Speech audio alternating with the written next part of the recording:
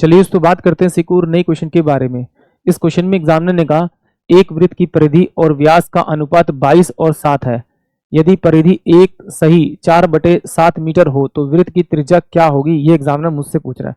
अगर आपको वृत्त के व्यास के बारे में पता है, वृत्त की त्रिज्या के बारे में पता है और उसकी परिधि यानी सर्कमफ्रेंस के फॉर्मूले के बारे में पता है, तो आप इस क्वेश्चन को फिर डायरेक्ट करोगे। जैसे एग्जामिनर ने कहा उस वृत्त का जो परिमाप है वो अगर 22 है तो उसका व्यास जो है वो 7 है। बट एग्जामिनर कह रहा है कि जो परिमाप है वो क्या है आपका 7 एकम 7, 7 और 4 11, 11 बटे में आपका 4 है।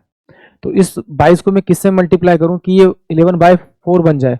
तो इस वाली वैल्यू को मैं इसे डिवाइड करूंगा तो मुझे इसे 1/14 से मल्टीप्लाई करना पड़ेगा। जिससे इसे मल्टीप्लाई करेंगे इससे से मल्टीप्लाई कर देंगे 1/14।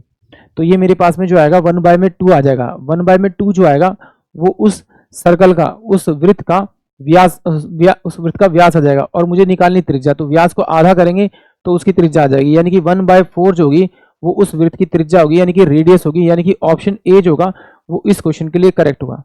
एक बार इसको सॉल्व भी कर देते हैं, हो सकता है किसी बच्चे को समझ में ना आया।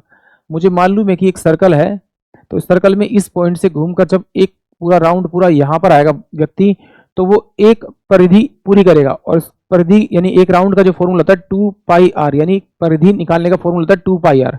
तो एग्जामिनर ने कहा है कि जो उसकी परिधि है वो 2πr है और जो उसकी रेडियस है अगर वो r है तो उसका व्यास हो जाएगा आपका 2r।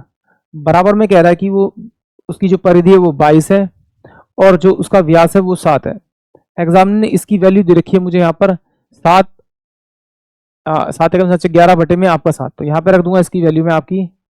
तो ये मेरे पास में कितना 11 बटे में आपका 7 गुना में 2 और इंटू में r बराबर में कितना हो जाएगा 22 बटे में आपका 7। इस 7 से 7 कट जाएगा क्योंकि आमने सामने की वैल्यू बढ़ी थी, इससे कटेगा तो ये आपका 2 हो जाएगा, यानी कि 2r इंटू में 2 बराबर में ये 1 हो जाएगा। तो r इक्वल टू कितना हो जाएगा 1/4, यानी कि ऑप्शन ए जो होगा वो इस क्वेश्चन के लिए करेक्ट होगा। आई होप आप सभी को क्वेश्चन समझ में आया होगा।